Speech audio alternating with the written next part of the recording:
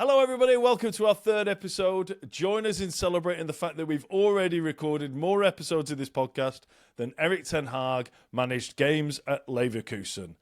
My name's Mike Snedden, he's Laurie Knox, and this is The Funny Thing About Football. Oh dear me. Don't really know what's happening, Jim. This is ridiculous. Now then, Laurie. We're back after our international break, which we didn't plan on having an international break, but we had one anyway. Some would say we just couldn't be asked to do one last week. It wasn't that. That's not the case. It was an international break. We respected the international break. But listen, we've got loads to catch up because there's been so much football happen between our last episode and this episode. And we're going to start off with Sheffield Wednesday for once, because I always kind of go first, and I've got loads of teams and loads of games to talk about. So we're going to set off with Sheffield Wednesday, and I know that in the previous episodes you've been very proudly saying "mind the gap" to Sheffield United. So much so, I've decided it is now going to become an official feature. So, ladies and gentlemen, please welcome the first week of... Mind to Gap. Mind to Gap. There we go, ladies and gentlemen. It's the first edition of Mind to Gap, where we're going to let Laurie, in a dreadful season for Sheffield Wednesday, feel better about his life and his team simply because they are higher up in the league than Sheffield United. So, quick update. There has been an international break, so Sheffield Wednesday have only played one league game since then. And remarkably, Sheffield Wednesday lost their league game 3-0 and increased the gap on Sheffield United. What an incredible situation. But I think this might be a short-lived feature, as obviously Sheffield United have now sacked Ruben Sellers and brought in the man who they sacked after he got, 92 points, was it, last season? It was something like that, wasn't it? Yeah. But yeah, I do reserve that. This is going to be an ongoing feature, whether you like it or not, and I do reserve the right to change the colours of the stripes if I need to, you see. So that's what's at stake here now. Because that took me upwards of 45 minutes to prepare, so I'm not just going to bin it after one episode. Fair enough. Thank you very much. For those that don't know, Sheffield United, in Laurie's eyes, the evil Sheffield United, lost their fifth game of 5. That's right, isn't it? Yeah. And they lost it 5-0. Perfect. So that's quite nice, that's quite nice symmetry. And yes, they sacked their manager. And did you hear that Chris Wilder took training before he was officially given the job? Is that right? Yeah. And it feels to me like all this season he's been kind of looking over the fence of the training ground going, I'm here if you need me, lads. I'm here if you need me. And as soon as Sellers got the sack, he was climbing over the fence and he was just in there whether he'd got the job or not. But yeah, he was. I mean, it was obviously like there must have been like a verbal agreement, but before it was announced, he was training the Sheffield United players. I think a lot of people sleep on what a good manager Chris Wilder is. I mean, he got them. Remember, he had them within spitting distance of the Champions League. Everything was going well. They're playing that gung ho football in the Premier League, doing really well. And then COVID came, and for some reason, something just, a switch flipped, and they just collapsed after the 6-week break from COVID. Nobody really knows why, but it just happened, and then they sacked Wilder. So I thought, it was a little bit harsh. It done really well, getting them up 3 tiers, getting them to the verge of the Champions League, or certainly the verge of Europe. And then, some inexplicable thing came along and destroyed it for him. And then obviously he came back in last season and you could argue maybe should have gotten promoted, but at the end of the day, if you get 90 plus points, you've obviously had a very, very good season. But I know so many owners just get a bit too greedy, don't they? Yeah, I think they sacked him because he pretty much did a Devon Lock, didn't he, with Sheffield United? You know, the I think it was the Queen Mother's horse was in the Derby or something like that and was miles ahead, and then all of a sudden, its legs went in different direction. It fell on its belly and it just stood up confused as the other horses passed it. It's I think that's what Sheffield United did last year, because didn't they lose like the last 4 or 5 games or something when they were in a really good position, and then ended up in the playoffs and didn't get through the playoffs. Despite being 1-0 up with, was it 20 minutes left as well, and dominating. Probably should have been 2-0 up as well with the VAR call, but there we go. So yeah, I think Wilder. And, you know, when I have seen Wilder up close in the Sheffield Derby matches, you know, he's a good tactician. I know people kind of like think of him as just like this old local lad, you know, doing well with his local team, but it's not just like a local lad, you know, like trying to gee the troops. He is actually a really good tactician, Wilder. So I think it's just madness sacking him. I think there's going to be Sheffield Wednesday fans listening to this thinking, will you just shut up? Stop blowing smoke up with Chris Wilder's arse. You could tell Wilder must be a good manager, because when he did get sacked, I was absolutely elated. Your initial reaction doesn't lie to you. When I saw Wilder got the sack, get in there, you know. But, and equally, on the flip side, devastated to learn he's been rehired. Although I was quite happy because there were some rumours going around about Danny Roll going to Sheffield United, and that I'd rather Wilder, you know. I mean, Wednesday fans don't really like Roll anymore because of the way he left. Can you imagine if he turned up at Bramall Lane? Indeed. Well, I mean, he wouldn't be able to live in Sheffield for a start. He'd have to go to training on a different route every week, every day, and in a different car, in a disguise with his coat over his head, like one of those criminals going into court or something like that. I can only remember, I can only think of one United player who's gone to Wednesday, Jan Valery. Sheffield United have picked up a few Wednesday players. There's been no kind of acrimonious move between the two, I think they picked up, Lee Bromby and Alan Quinn and maybe some others when they were on free transfers anyway, so they'd been released by Wednesday or what have you. There's been I remember Mo Johnson going from Celtic to Rangers, and Rangers fans back in the late 80s burning season tickets. I'm never setting foot in Ibrox again. Well, obviously there's a bit of a religious hatred going on there as well, but I've got a great story about that. Is that when that happened, I can't. Whichever way it went, so he went from Rangers to Celtic, didn't he? Celtic to Rangers. Celtic to Rangers. Yeah. Anyway, I can't remember which side of it was. There was a bus driver in Glasgow who was either a Celtic fan pissed off that he'd gone to Rangers or a Rangers fan pissed off that he'd come to Rangers. Anyway, mounted the curb and tried to run him over. Wow. In the bus. I mean, that's taking football hatred to another level, isn't it? Yeah, it's a special place for football in Glasgow, isn't it?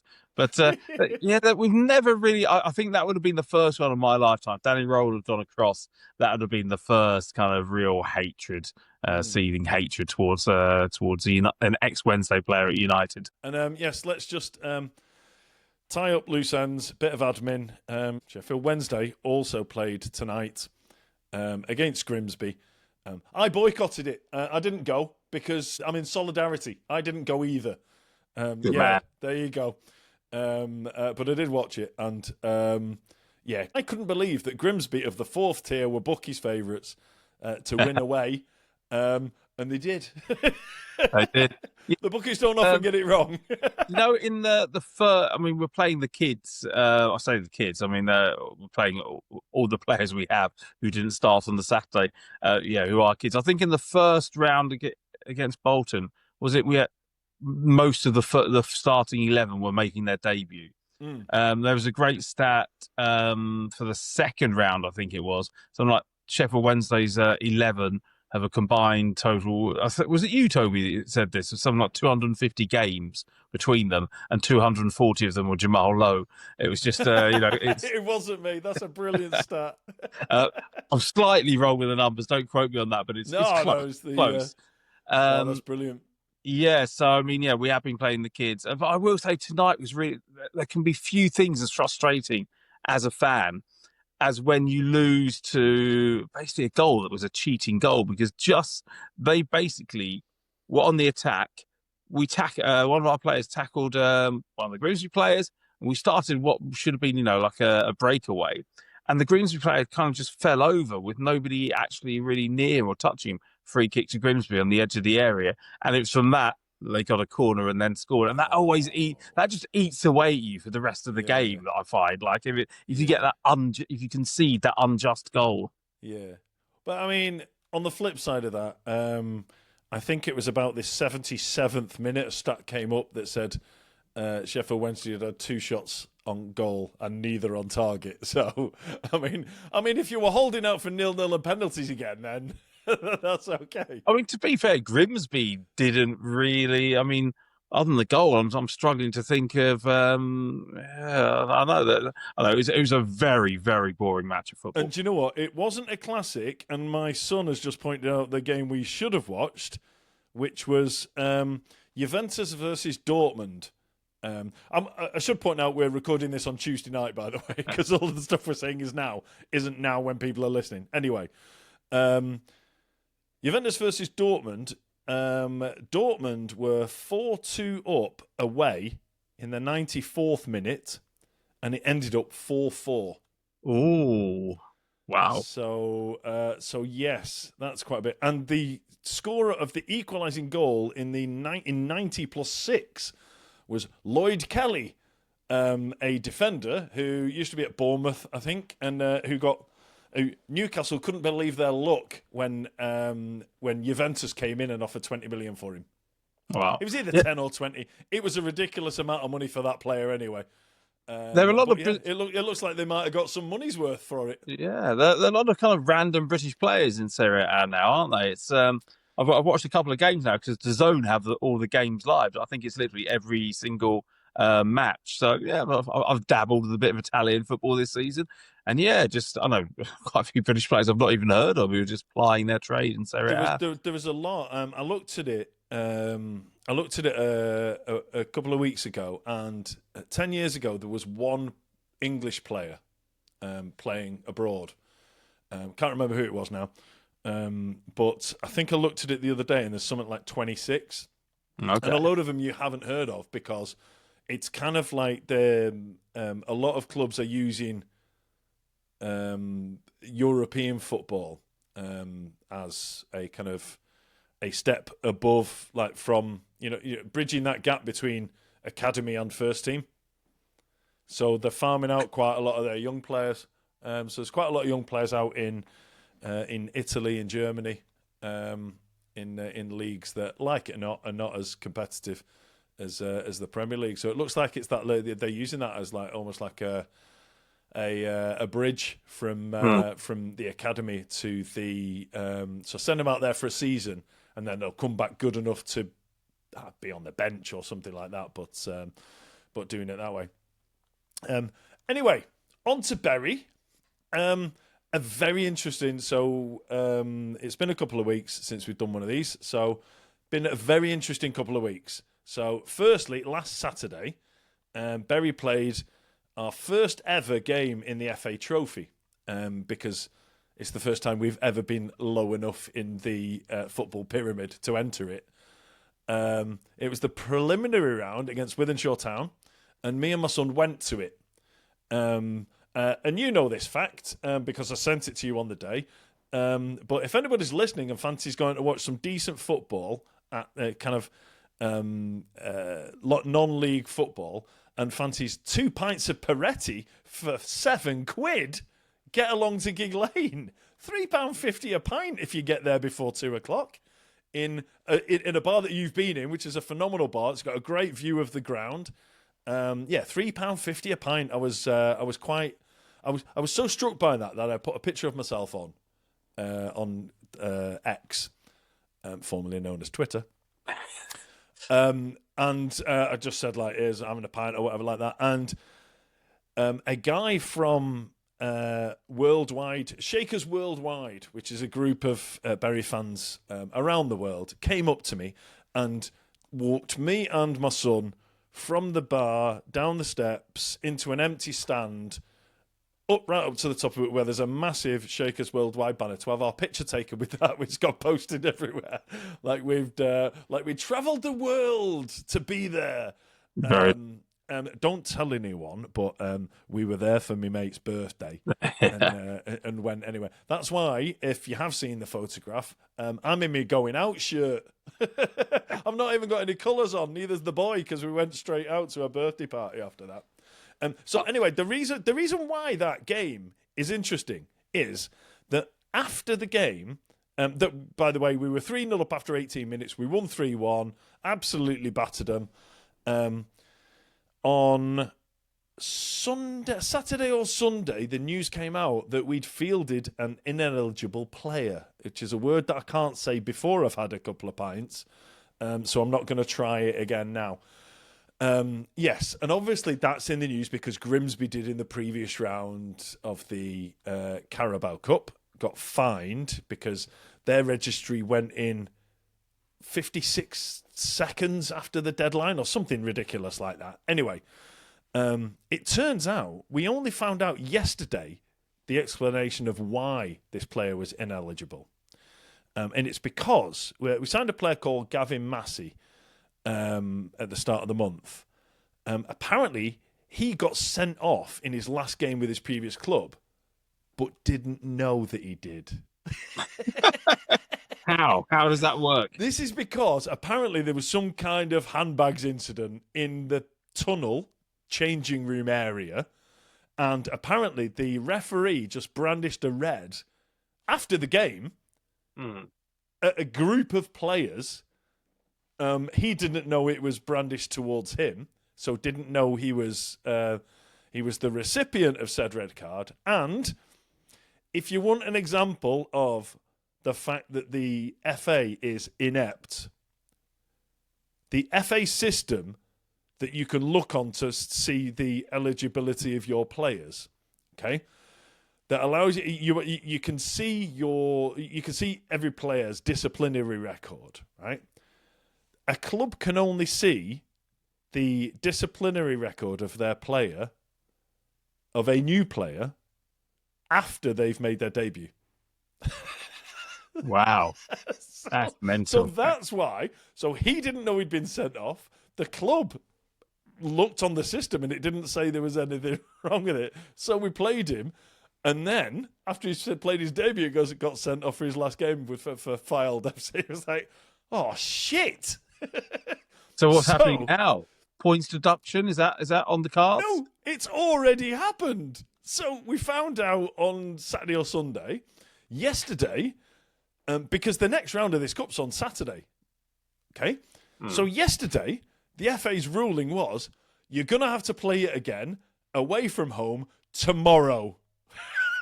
Wow. So we played it tonight. So they've come up with this thing. So no fine, no getting kicked out of the cup, which has happened to Bury before in our league days. We got kicked out of the FA Cup for fielding an ineligible player. There you go, I did it. Yeah, I knew I could if I just focused. So on Monday evening, they basically announced the FA have said, we've got to play that game again. We've got to play it away from home, and we're playing it tomorrow. So we played it tonight. We went 1-0 up.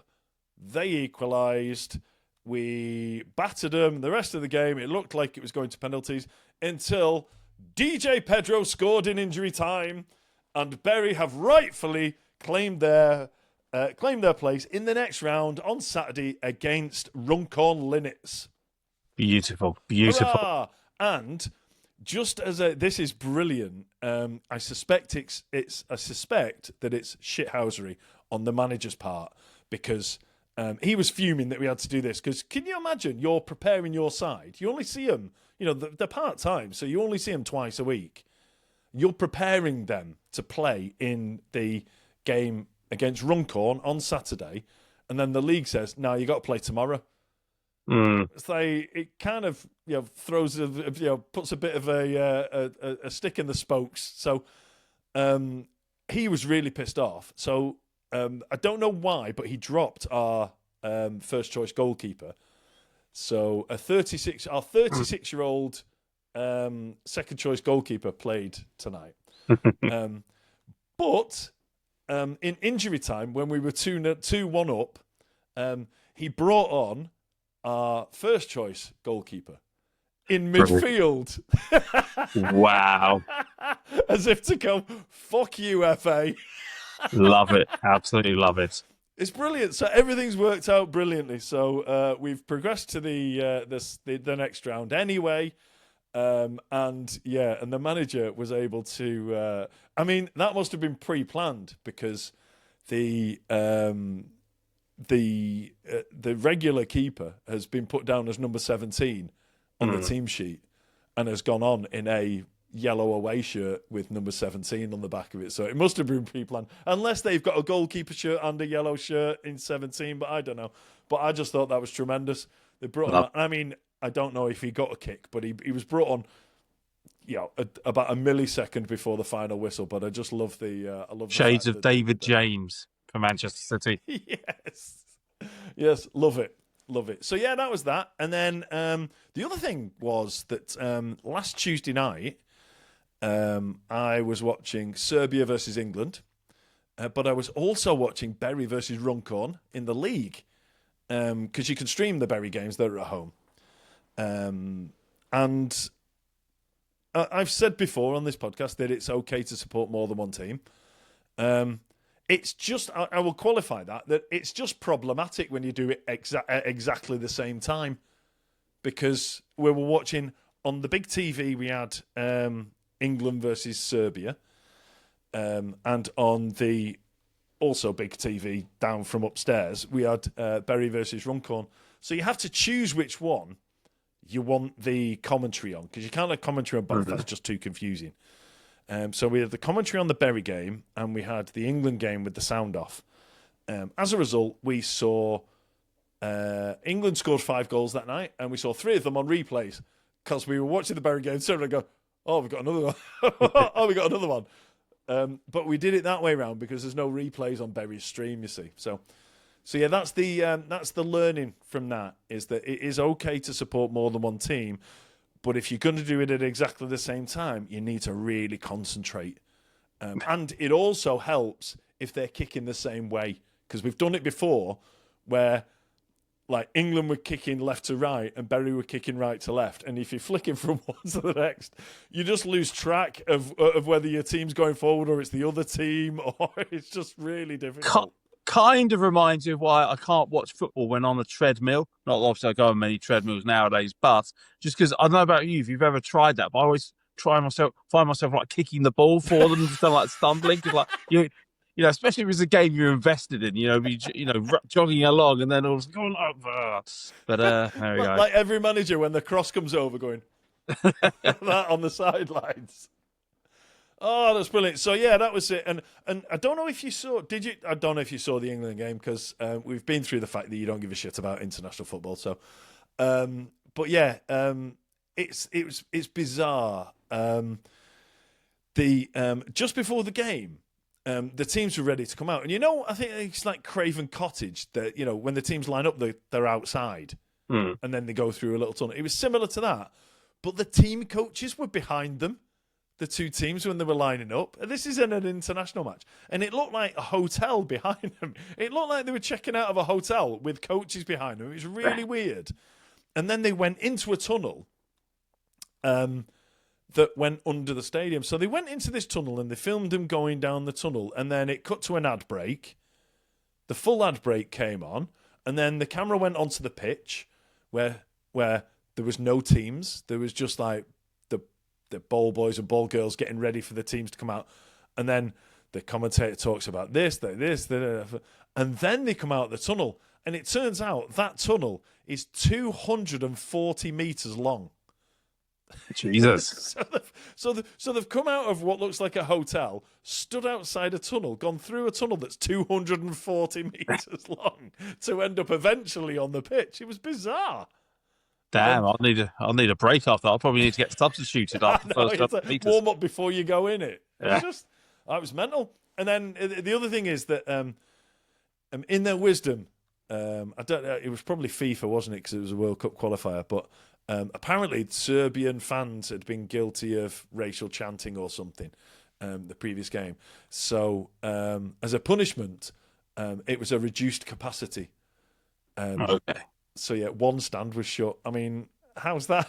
How's that a deterrent? It just goes, yeah, well, it was definitely coming from that stand, so we'll shut that stand and promise you won't get a ticket for any other stand. Come on now, be honest. You say that, but I believe there was no racial abuse during the game. From what I read, the reports, they said there was the fans were well behaved in Serbia. So, the England fans were, yeah. It was the Serbian fans that were in the ones in trouble.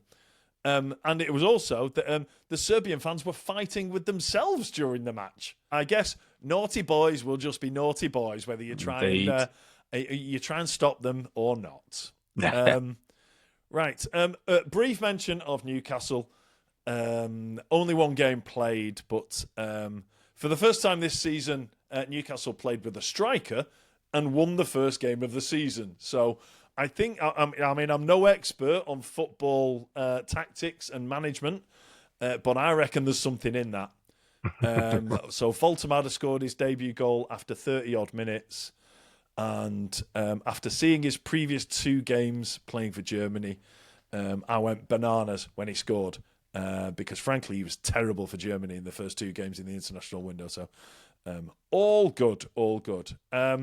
And then briefly, before we move on to an exciting feature, is I said before that I support multiple football teams, they being Bury, Newcastle, and Dumbarton.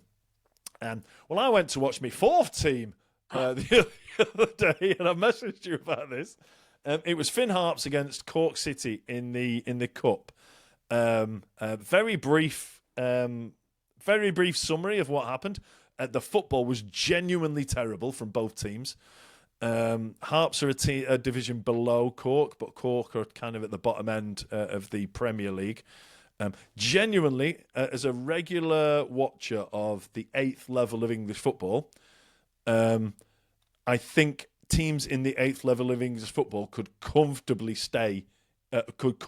avoid relegation from the League of Ireland Premier Division. The standard is absolutely awful. And I feel like I shouldn't really be slagging it off. I try not to slag it off because it's a bit like, it's a bit like punching a kitten, because everybody knows that Irish football's shit.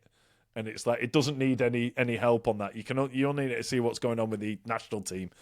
Was it as bad as Wednesday Grimsby tonight? Do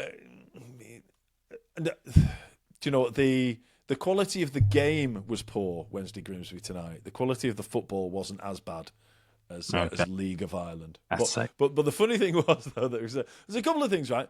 Harps were 1-0 down before kick-off.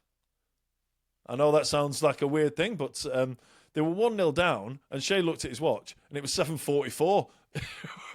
Wow. Not supposed to kick off till 7:45. Already 1 down. And also, I thought it was in a time warp because the announcer came on the tannoy and said the halftime draw winners are, and read out the halftime draw winners, and that was after 32 minutes of the game as well. So I was really confused. I thought we were in like Back to the Future 6 or something. It was very, very confusing. But yeah, I mean, look, the football was absolutely terrible, and look, even the majority of Harps fans would agree that they were absolutely shite that night. Except for one guy who was stood right next to us, who had a Cockney accent, so he kind of stood out. He said, "Well done," 19 times. We counted it because he was doing it so often. That was our little thing. The football was shit, so we had to have something to pass the time. 19 times. Well done. Even when, like, they did something, I was like, oh my God. He went, well done. I was like, is he watching the same game as me? That was awful. Do you know what I mean? They'd be like, a defender would like stumble and then just lump the ball as far forward as he could, and he'd shout, well done. I was like, I mean, if that's the first game we've seen this season, and if that is a level of what well done, what deserves well done, I'm not going again this season, because that's... You're going to be seeking that guy out next game, aren't you? See if you can beat PB of 19. Yes. You should give him a spreadsheet at the end of the season. Look, here you go. I've been counting. I think you're right. I need to go to more. I need to go to more games and just like and track it on a graph of how many times he said it, and and correlate that with the score.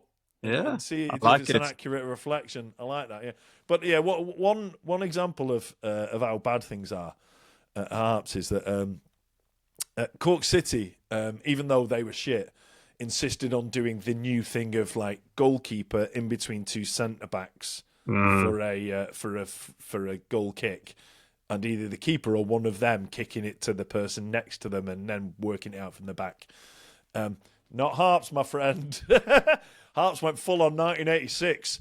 They lumped every single one forward, and everybody else, other than the two goalkeepers, everybody else was in 1/4 of the pitch. Nice. Because they knew exactly where this massive, dirty, long thump of a ball was going to end up. Just brilliant. Old school Wimbledon. Yes, that was the upside of the dreadful football that day. Nice. So, all good. Right, Laurie, I think now's the time that we unveil our new feature, which is every single person in the world loves a penalty shootout. And every single person in the world also loves a quiz. So what we're going to do is we're going to have a quiz in the format of a penalty shootout. Yay! So, the format of this is going to be that, obviously, like a penalty shootout, it's best of 5. And if it goes beyond that, then it's sudden death. All right? And we've agreed specifics on questions. So we've got similar questions as things progress. So the first thing we need to do is have is toss a coin, see who goes first. So would you like, I don't have coins, but I've got beer bottle lids. Would you like that side of it, or the top or the underside? Underside, please. Underside, right. You'll have to trust me. It is you'll have to trust me that you won that. So you can decide whether you want to kick first or second. I think, go first. You're going can first. I ask first, please? All right. Ladies and gentlemen at home, if you are watching this as opposed to listening to it, if I can be asked, I'll put some graphics at the bottom so you can follow how the score's going. All right. If I hadn't have said that, I just definitely wouldn't have done. So I still might not, but there's more chance that I will now I've said it out loud. All right. So, Laurie, your question to me. So you're asking me the question first. So effectively, I'm taking the first penalty. Is that right? Is that what you wanted when you had to? Did you want to answer the? I would like to ask. No, I would like to ask first. Okay, yeah. So I'm taking the first penalty. So here we go. Reading were formed before Bolton Wanderers. Is that true or false? Oh, no. As Bolton are Bury's, for anybody over the age of 30, Bolton are Bury's main rivals. Anyone below 30, it's Rochdale, but I am comfortably over 30, so yeah, I should know that. I'm going to... Bolton have been around forever, so I'm going to say... I can't remember what the true or false thing was. Reading were formed before Bolton Wanderers. I think that's false. I think Bolton were formed first. The answer is true. And I chose this one because this always shocks me.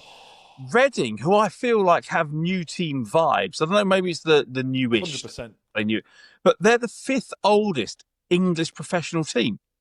You've got Notts County, Stoke, okay, Wrexham, Wales, Nottingham Forest, Sheffield Wednesday, then Reading.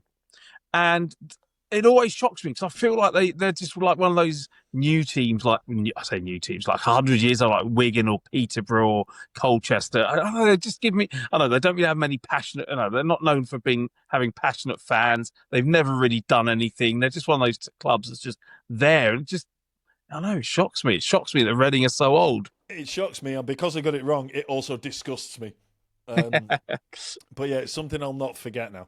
Right, okay, your true and false question. It's almost like we prepared this in advance, so we both had true or false questions for the first question, isn't it? So yeah, I've effectively had... The penalty equivalent of that was so easy because it was 50-50, is the keeper's dived before I've kicked the ball and I've skied it over the bar. So it was an easy one, that, and I've missed anyway. So here we go. Here's a fun one. True or false? Darren Barnard, formerly of Barnsley, was out injured for 5 months with a torn knee ligament after he slipped in a puddle of his puppy's piss on the kitchen floor. I feel like it has to be true, surely. And you've scored your first penalty. That is, in fact, true. I was looking at weird injuries. Another one is that I nearly said was that you might remember this one actually. Rio Ferdinand injured the ligaments in the back of his knee, either watching football or playing PlayStation, depending on which version of the story you read. Simply because he had his feet up on the coffee table. Right. He'd kind of, which is obviously his legs must have done that, and then he's gone to stand up and done himself in. But no, I thought that Darren Barnard slipping on puppy piss was something that I wanted to say more than Rio Ferdinand just watching football or something. Right. Okay. So you're one up, as you can clearly see from the graphics on the screen, if I can be asked. Okay. Right. Next one. Now my next penalty. Question number 2. Who is the USA's most capped player? Is it A, John Harkes, B, Landon Donovan, or C, Kobe Jones? I'm glad it wasn't an open-ended question, because I was going to go for something else. What would you have gone for? I was going to say Alexei Lalas. He must be up there somehow. I think he's quite a bit down. Is he? Yeah. They've got a lot of players. I'm not an expert on the USNMT, They've got I believe a lot of players over 100 caps. I'm going to say Landon Donovan. That is incorrect. He's in second place. It is former Coventry City player Kobe Jones. There you go. That's me missed 2 penalties. That the very 164 caps. John Hart was only on 90. He was told he was captain for life. In fact, that's what he called his autobiography, Captain for Life, because he was then dropped from the squad for the next World Cup, which he said I was captain for life and then you dropped me. But on the flip side, he was banging the star centre forward's wife. So you can kind of understand. Okay, John, when I said captain for life, there were some caveats to that. Like, you can't murder anyone, you can't bang other players' wives. But for John, there are often complicated reasons why a national manager will stop picking you. That's not that complicated. That's why John Harkes was way down on 90 caps. Kobe Jones got 164, so there we go. But John Harkes, if he just kept it in his trousers a bit longer, he could have been the answer to that question. Okay, your multi-choice question is, who made their England debut first? John Stones, Harry Kane, or Luke Shaw? I'm going to go for Luke Shaw. Jesus, you're good at penalties, aren't you? You've bagged another one.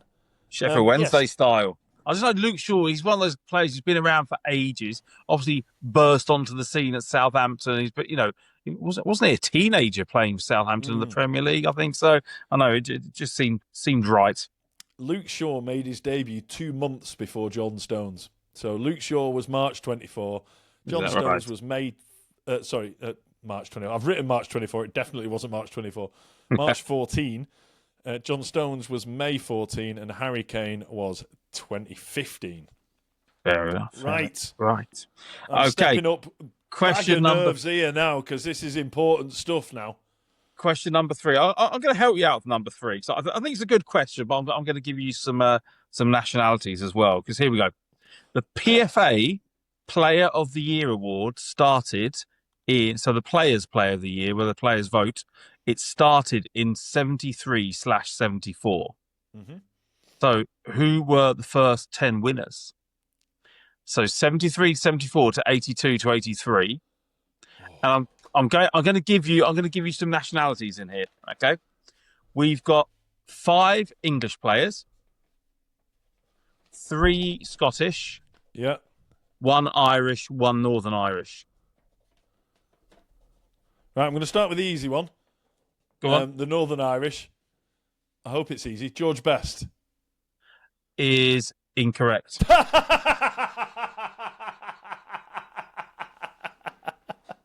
So I've started with the easy one, and I've already missed my third penalty.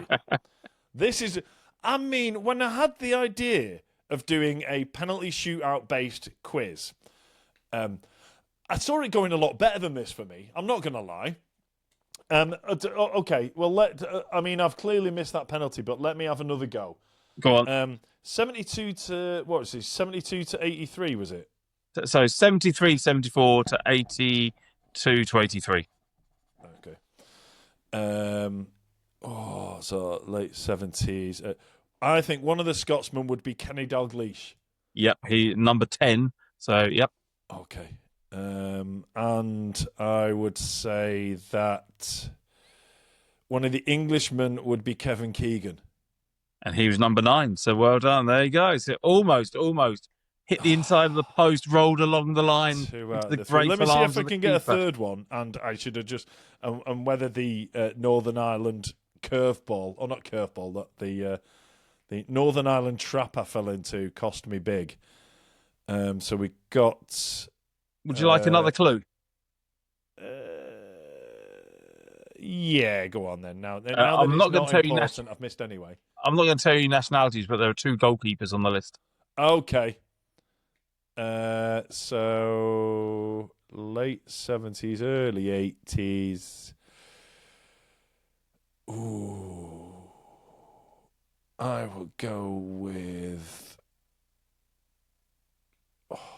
late 70s, early 80s. No, I'm gonna try and get someone who's not the goalkeeper because that's confusing. Oh no! Hold on, Pat Jennings. Boom! There we go. There we go. Oh, so the full list very quickly: Norman Hunter, Colin Todd, Pat Jennings, Andy Gray, who also won Young Player of the Year that season, Peter Shilton, Liam Brady, Terry McDermott, John Walk, and you got Keegan and Dalglish. There we go. I got 3 in the end. I went. Oh, I'm very disappointed. Right, so rather anticlimactically, if you get this one, you've won 3-0 and that's it, game over. So, I have in front of me a list of the. You need to name 3 of this list of 10, okay? As was discussed for this question. So I have in front of me a list of the 3 highest. That I have a top 10 list of players ranked on the number of appearances for Sheffield Wednesday, and this is all time. This is not 1992 onwards, because I know Sheffield Wednesday played in the Premier League. This is so of all time. Okay. So you've got 10 players. Some of them you definitely won't get. Some you will definitely have heard of. And I'm guessing there's ones that might have been a while ago but would be classed as like club legends or something like that. That's what I'm banking on. I'm banking on the fact I haven't really stitched you up by saying name 3 of these 5 you've heard of. No, you've been very kind to me here. Go on then. So name 3 of them. Kevin Pressman. Kevin Pressman is correct. Liam Palmer.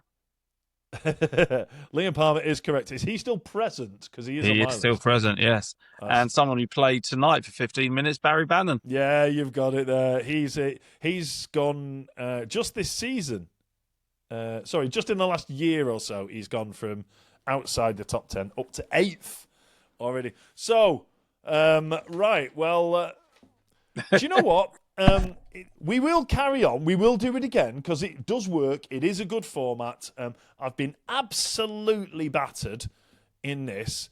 But in a way, it's a good thing because we like to stick to 45 minutes plus added time, and that's us at 45 minutes. So quite beautifully, I've fallen on my sword and deliberately got 3 questions wrong so that we run to time, because that's professional and that's what I'm here for. Okay?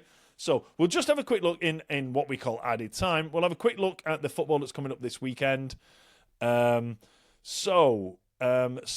with Wednesday, I guess the question is, will the graphics for Mind to Gap remain blue and white stripes, or will they have to change to red and white stripes? That's the massive one, because Sheffield Wednesday are playing Portsmouth away.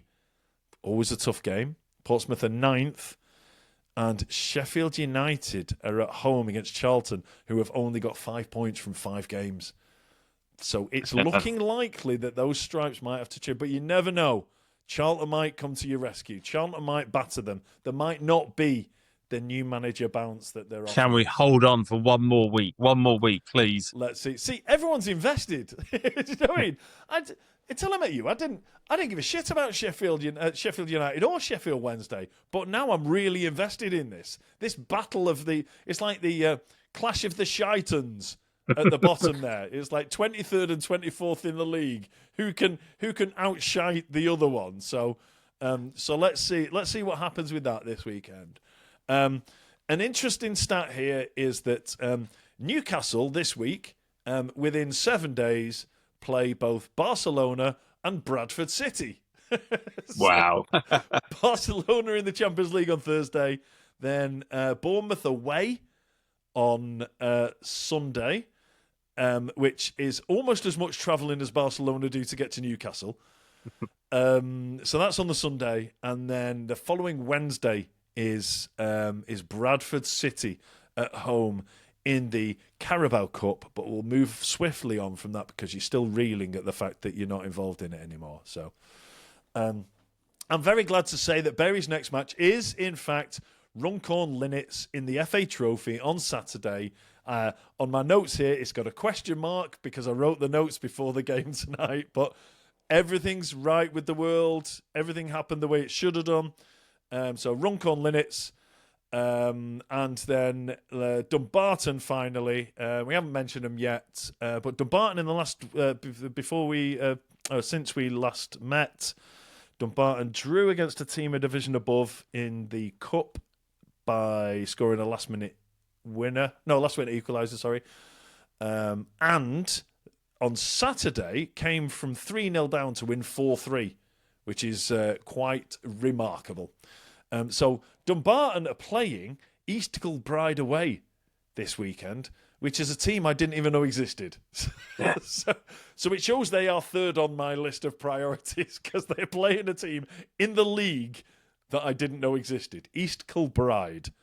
Just outside of Glasgow as well, East Kilbride. I know where it is, yeah. I just didn't know it's a local derby, but then again, in Scottish League, aren't pretty much most of them local derbies. It's a bit like Rugby League. I saw that they had the other day, the Yorkshire Post had Hull KR versus Wakefield. And they're like, oh, yeah, the derby match. It's like, how's that? Like, if that's a derby match in Rugby League, because, I mean, every team's on the M62 corridor. M62, like, yeah. Every game's a derby, apart from the Castle. I'm not an expert on Rugby League, but I think Hull KR's derby is against Hull FC. I'm pretty sure that's a fact.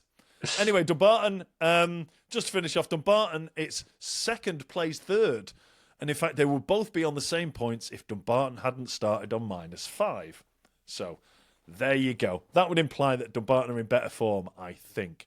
Anyway, the only thing we've got left to do is to trail next week's podcast, where we will have our first ever guest. We're having a friend of mine on who now lives. He's from Manchester. He's a big Man City supporter, and he lives in Australia. So I, as an exile in Ireland, don't get to see my team as often as I would like. But he definitely doesn't live 45 minutes flight and 50 quid flight away from his team. So he sees them a lot less than us. So I just thought it'd be really interesting to see, because I went over to Australia and all the games were on at like 3 a.m. and things like that. So I thought it'd be really interesting to hear what it's like to follow your team from the other side of the world. So we'll catch up with him next week, and we'll catch up with all yous lot next week. You're not watching anymore. You're not watching.